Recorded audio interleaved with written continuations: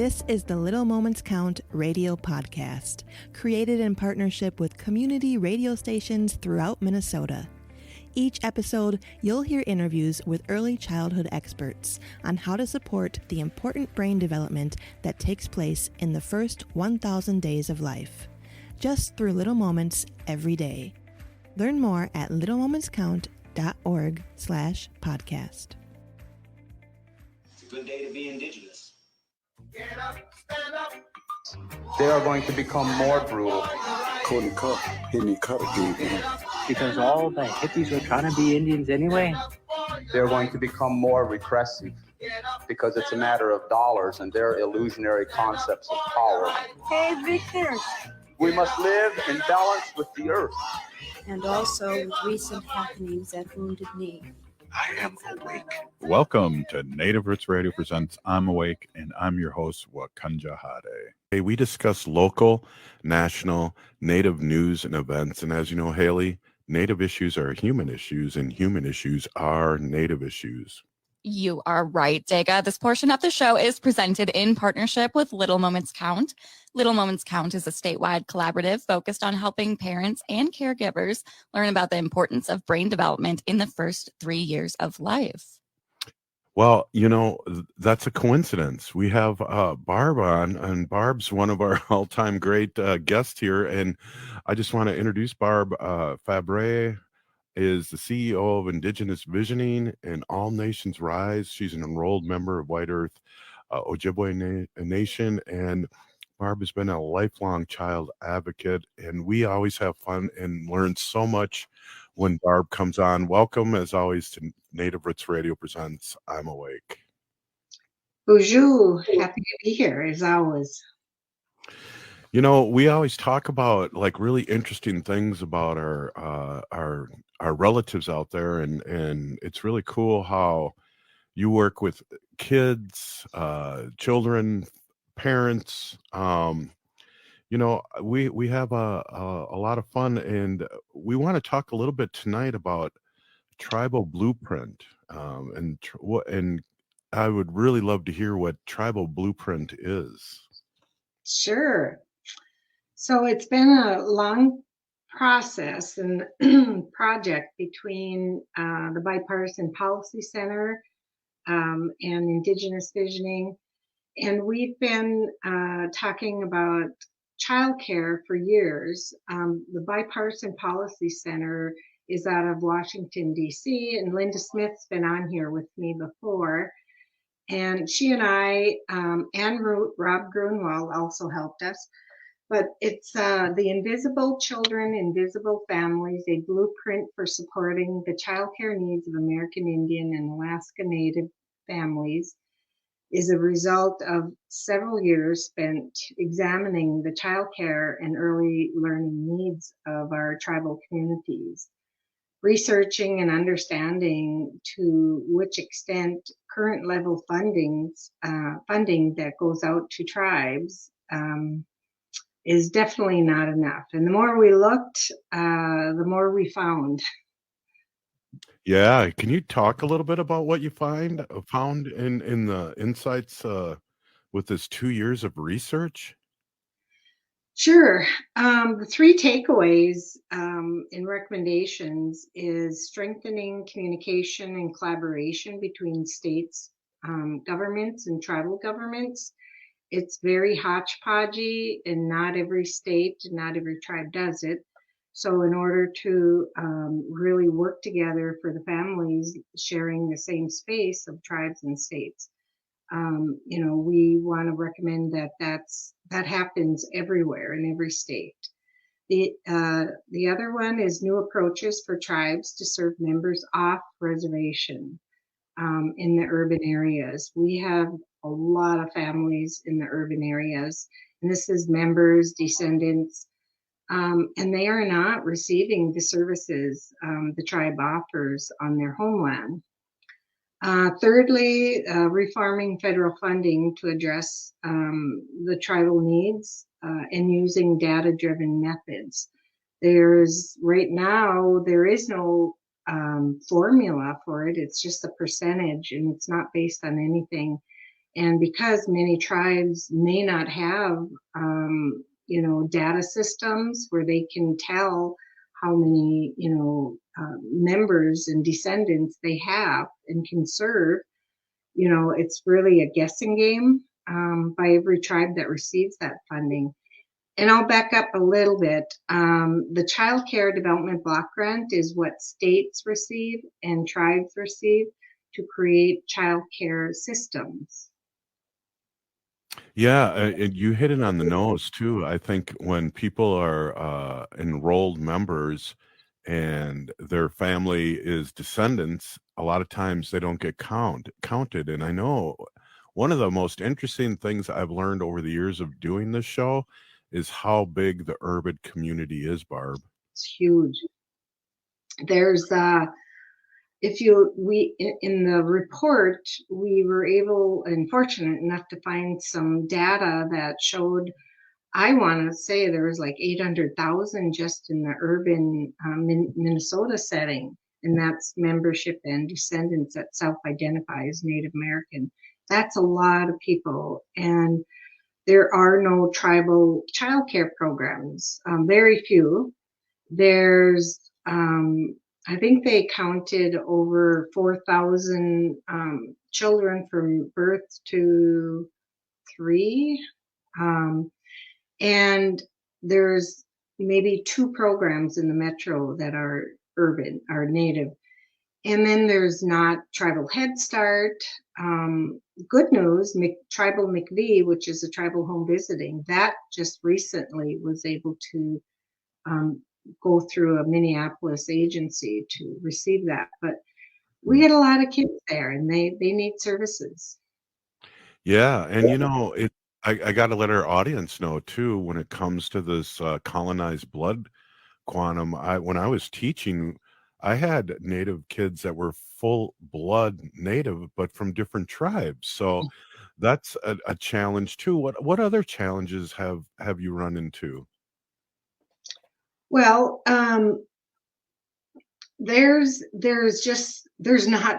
nobody has the right data, not even the census.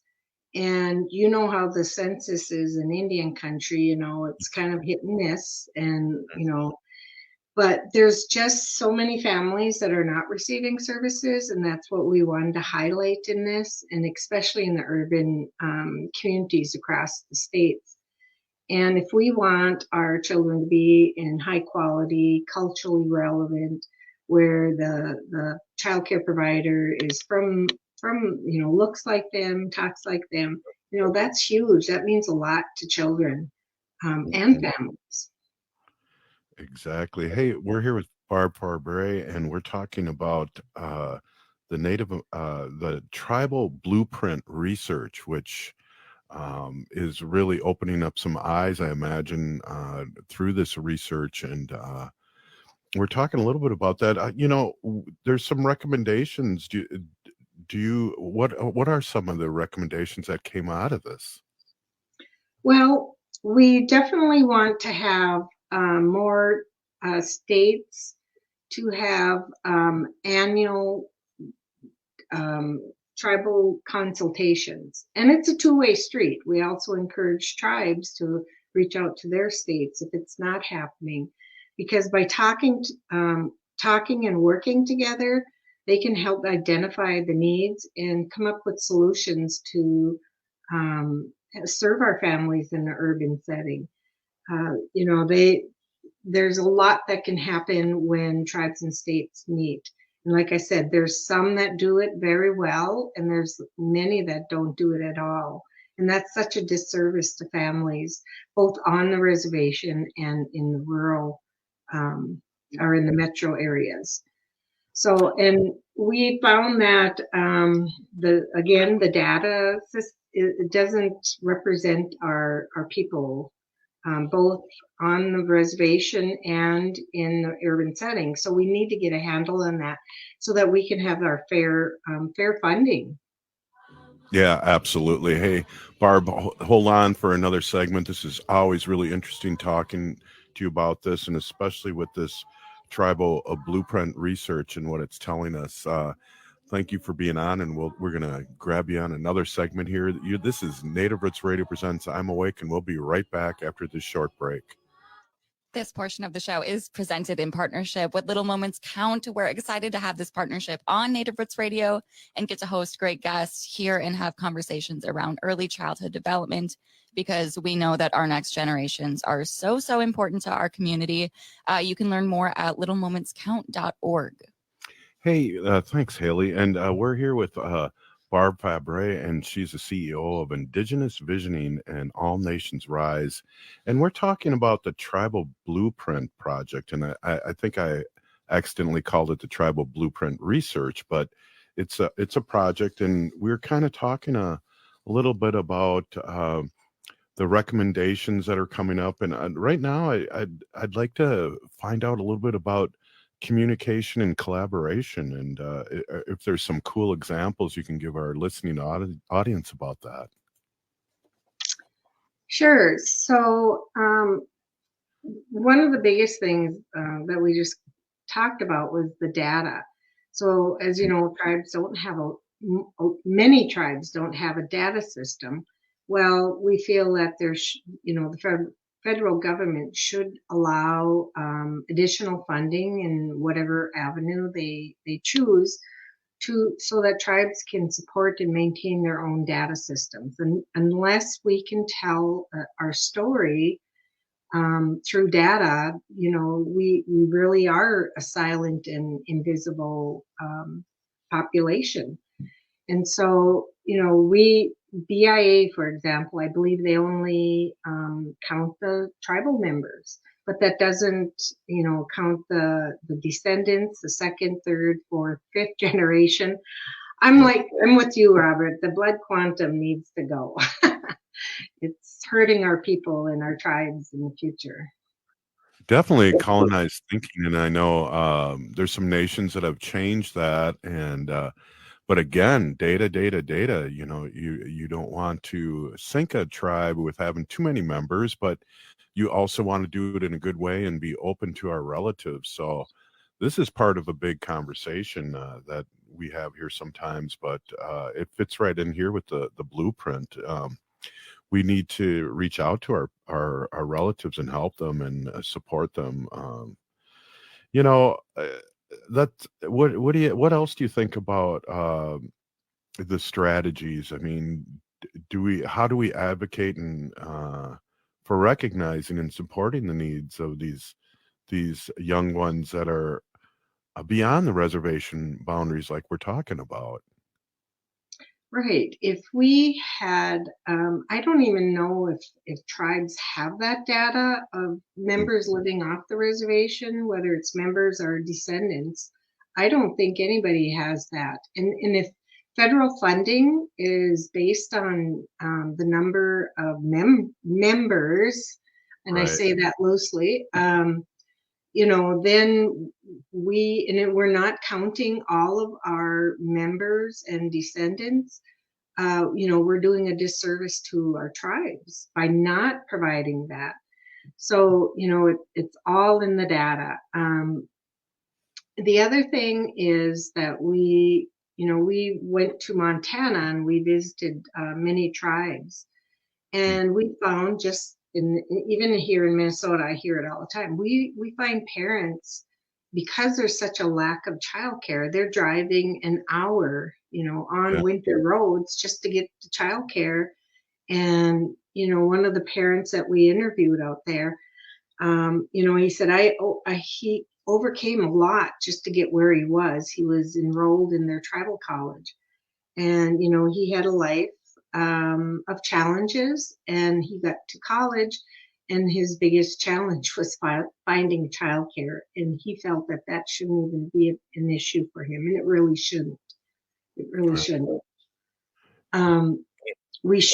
We should be able to also license childcare providers in the metro area, again, so that children are, with people that look and talk like them, and there's familiarity with our environments and our cultural and language. So there's just so many gains for tribes if many of the recommendations, are looked at and even changed on the federal level. Right. There's just so many things happening in the urban area, and there's many families that are not receiving those services. So just think about that. They're not receiving tribal Head Start, and many families live off the reservation for many reasons, and many is, economics. They have to go to the city to find the jobs because there isn't a lot on a reservation. So we wrote this hoping that, policymakers will take a look at what we found, what we heard. We did lots of surveys, we did lots of interviews, site visits, and talked to agencies both on the reservation and off the reservation. And there's a lot of common themes there. Wow. And Haley, we've had this discussion on the show, and I can't remember, was it 65% urban Indians as opposed to 35 living on the res here in Minnesota? Was there some number that was unbelievable? I was surprised to hear that, but I've heard it more than once, Barb. Yeah, we found there was, I believe it was around 80% of the members of a tribe living off the reservation. And again, we do not know, is that just members or is that descendants? So, it's not a true story we're telling, even with those numbers. They're probably double. So we need reforming in the federal funding, and we need to talk about this a lot, and consistently talk about it, Barb. Right. And tribes and states, if they met regularly, they could figure this out for their state. So that was one of our big recommendations was for tribes and states just to meet regularly and find out, listen to the memberships both on the reservation and off, and how to come up with funding or services that can reach down to the urban setting. For example, the childcare. It's not in statute, but it's in a policy at the federal level, that you can't serve families off the reservation no more than 20. One said 20 miles, another said 35 miles. So, that could be an easy fix. And we are asking that tribes, federal programs allow tribes to go off reservation when it comes to things like that. They already do it in Minnesota for Indian child welfare and for foster care. So they should be able to do it with child care. Absolutely. And Barb, this, and I know you always come up with great stuff. We need a call to action that our listeners and people that will be listening to this once it turns into a podcast and is out there again. What kind of call to action, especially with the policymakers, can we do as citizens, or support you and Indigenous visioning and All My Nation Rise? How can we do that? Talk to your legislators seriously, and talk to them and tell them your story, and ask them why. If you're living in Minneapolis, for example, why your tribe can't support you and your children with quality childcare. Just like Little Moments Count, we're all about making sure that children 0 to 5 or 0 to 12 are getting high quality. Our kids are not, they're hurting in school, and they're arriving at school not ready. And so when they're not ready, they have to catch up. And, high quality childcare, Head Start, Tribal Head Start, all those programs are there to ensure that children are ready, but only a small portion of children receive those services right now. So along with that, what is your opinion of some of the most critical steps that need to be taken to ensure success? I hear a couple steps. Are there any more? Well, definitely get involved. Especially with the tribe, when tribes encourage tribes, your tribal leaders, and encourage your state leaders, officials, to have these tribal consultation. This is where all of this is discussed, and parents can go to it, programs can go to it and ask questions, and when they come to tribal consultation, all of that is documented. So the questions are documented, the responses are documented, but you're raising the issue, and there's not enough people raising these issues. Is there a place, Barb, where somebody could get the tribal blueprint research to bring along with them? Is it on a website, the research and what's been found out, or? Yes, go to the Bipartisan Policy Center. You'll find some of the interviews that we did. We did a segment of interviews of parents and officials, both state and tribes, just talking about this. And then you'll also find this blueprint and print it out and take it with you when you go and talk to your legislators and tribal council. Absolutely. Barb, thank you so much for coming on. And it's really always good to see you, and happy holidays, happy new year. And we'll see you probably again next year. We really appreciate the information and the work that you, Little Moments Count, Indigenous visioning, and All My Nations Rise do. Pinigigi, thank you so much for coming on. Miigwech. We are the 7th generation. And free Leonard Peltier. Thanks for listening to the Little Moments Count radio podcast in partnership with community radio stations throughout Minnesota. You can find the Little Moments Count radio podcast wherever you get your podcasts and at littlemomentscount.org/podcast.